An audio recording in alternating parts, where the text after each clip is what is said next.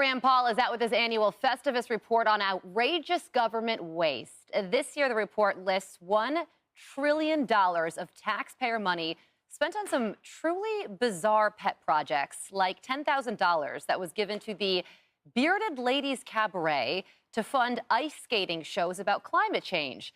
$32,000 was spent on breakdancing. Nearly $500,000 was spent to determine if lonely rats seek out cocaine more than happy rats.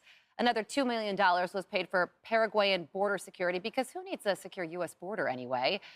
$12 million to fund a pickleball complex in Las Vegas. $20 million to air a Sesame Street spinoff about inclusion and mutual respect, not here in the U.S., but in Iraq. And $10 billion on maintaining, leasing, and furnishing almost entirely empty buildings.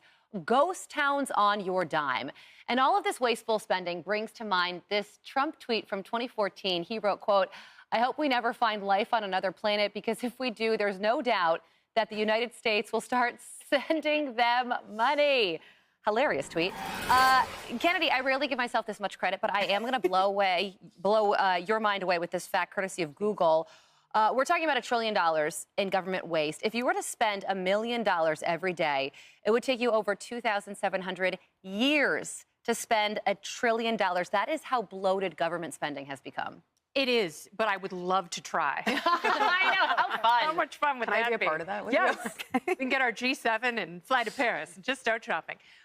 This is awful, but it's very important. So the reason Senator Paul does this, and it's, there have been a long line of cost-cutting senators like Tom Coburn, who is no longer with us, who highlight the absurd things that the government spends money on. That means that someone somewhere looks at these things, thinks about it, and just approves it. Like the lonely cocaine rats? Yes. It's like, do happy rats like to get into Hunter's stash? Well, no, they prefer an Aperol Spritz this time of year, but and there were other things about animals and bearded ladies and nonsense. And there are massive government depots where billions and billions of dollars go that never see the light of day because we don't talk about it. But this is a perfect tee-up for Doge, and I hope they're working hand in glove with Senator Paul. Totally. And maybe the rats were the culprits that left the cocaine in the White House. Could be. And we're just learning this now. I think I know who it is. Come full circle on this administration.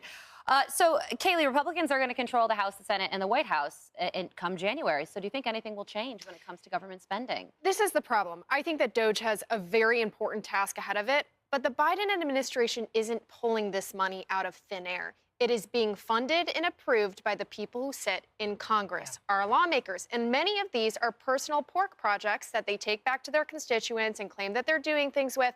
So if there's going to be real reform, it has to start there. And it actually has to start with us, the United States taxpayers, holding their feet to the fire and demanding some more fiscal responsibility from the people in charge. Totally. And actually, Rand Paul, Lisa, was on Fox and Friends this morning, and he said that. He says, I'm going to call out my own party as well. I don't like big spenders on both sides of the aisle. What we need to do is stop giving these government entities so much money. It sounds so simple, and yet it never changes. Also, what government employee is ice skating drag queens? That's what we need. On climate change. It's like woke there's drag queen. Yeah, the taxpayers will love this. This is exactly what we should do. It's golden. This will get me reelected. But so cutting $2 trillion of spending, which is what Doge wants to do, it is noble what Elon and Vivek want to do.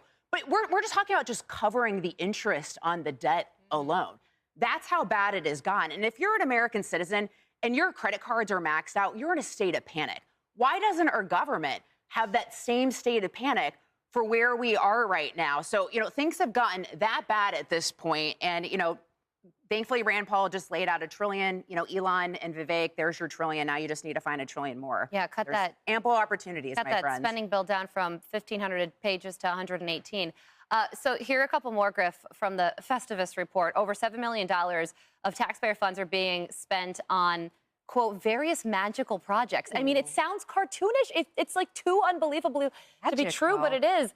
And then there's also around $3 million of taxpayer money used to empower little girls in Brazil to become climate leaders. It's almost like they think it's monopoly money, but it's our taxpayer dollars. Well, Greta Thunberg can't be happy about that. But can I just have a differing opinion on the rats and cocaine? If you watch... If you Excuse watch me, wait a Cocaine minute. Bear, we know what happens when bears get into cocaine. There was a story about sharks. And like, I wouldn't mind knowing how rats behave after like a really bad break, just to know how dangerous that might be.